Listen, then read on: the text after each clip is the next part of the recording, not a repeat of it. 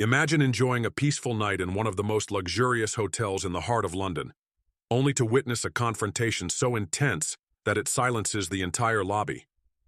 Now imagine that, out of nowhere, a global sports icon, known for his calm demeanor and legendary skills, rises from his seat and walks straight into the chaos. Not as a celebrity, but as a protector. What followed next left every single guest stunned. Before we dive into this gripping story, let us know where you're watching from in the comments below. And if you're captivated by tales of courage and unexpected heroes, don't forget to like, share, and subscribe to Story Dash for more incredible real-life narratives. The Grand Regent Hotel stood like a jewel along the edge of the River Thames, an architectural marvel with vaulted ceilings, marble floors, and gold-detailed columns. It wasn't just a hotel. It was an experience reserved for the elite. The kind of place where time slowed, champagne flowed endlessly, and the world outside felt miles away. David Beckham had checked in quietly earlier that afternoon. Fresh off a charity tour, he had planned only a short stay, a bit of rest before flying back out. Wearing a classic gray suit and a subtle smile, he had moved through the lobby unnoticed by most, choosing a quiet seat near the large fireplace, a book in hand, and a coffee steaming gently beside him. The ambiance was calm. A soft jazz quartet played near the lounge, couples whispered over candlelit tables, and the scent of fresh lilies filled the air. Then suddenly, the tension shifted. Near the reception desk, a sharp voice sliced through the serenity. "I told you not to question me in public," a man barked. His voice was low but unmistakably furious. David looked up from his book.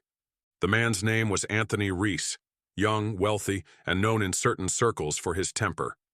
He stood over a woman, his face tight with rage. The woman, elegant, early 30s, and visibly flustered, was his fiancée, Natalie. She wore a midnight blue dress and heels that clicked nervously against the marble floor. Natalie's voice trembled. "I just asked about the room charges. You don't need to—" Anthony cut her off, grabbing her wrist tightly. "I said drop it." A hush fell over the lobby. Glasses paused mid-air. Waiters froze in their steps. No one moved. No one intervened, except for one man. David Beckham stood slowly, slipping his book onto the table. He adjusted his jacket and made his way across the lobby, calm, deliberate, and unmistakably focused. Anthony turned as David approached. "What are you looking at?" he snapped. David didn't flinch. "I think you should let go of her," he said, voice calm but laced with warning. "This isn't your concern," Anthony hissed, standing taller. "It is now," David replied.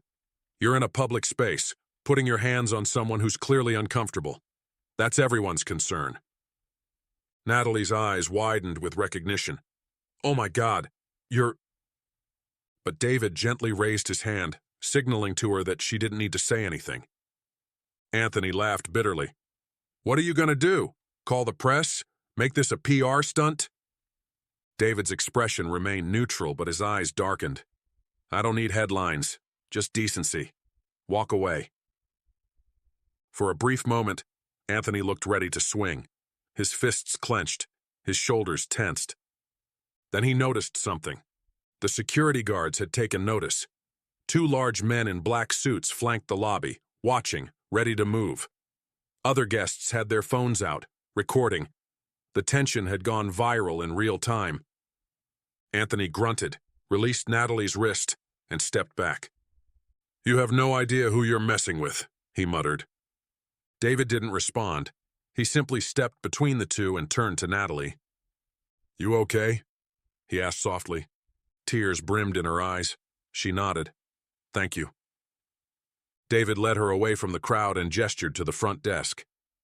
"Get her another room," he said to the clerk. "Somewhere safe."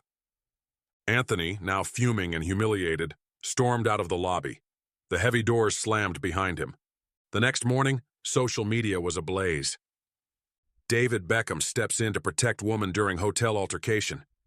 Real-life hero. Beckham shuts down abusive man with calm authority. A gentleman on and off the field.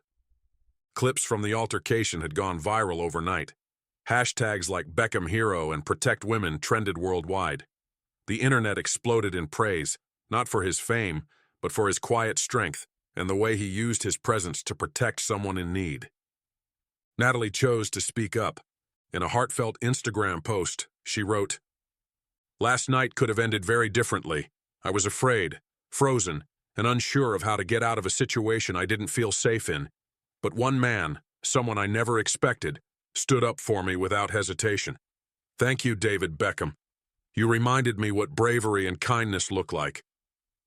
In interviews, David remained humble. "I didn't do anything special," he said. "Any of us should step in when we see someone being hurt. That's not being heroic. That's being human." But the world didn't see it that way. His act sparked conversations about the role of bystanders, the importance of intervention, and how society needs more people willing to act, not just watch. Natalie, inspired by the experience, began volunteering at a women's shelter. She eventually became an advocate for survivors of domestic abuse, often using her platform to share resources and support those still trapped in silence. A year later, David returned to the Grand Regent. This time, he wasn't alone. He arrived with Natalie, not as a couple, but as co-hosts of a charity gala dedicated to supporting victims of domestic violence. The hotel where it all started was now the place where new beginnings were born. Would you have stepped in like David did? Tell us your thoughts in the comments. Inspired by this story? Like, share, and subscribe to Story Dash for more powerful real-life tales of courage, kindness, and doing what's right, even when it's not easy.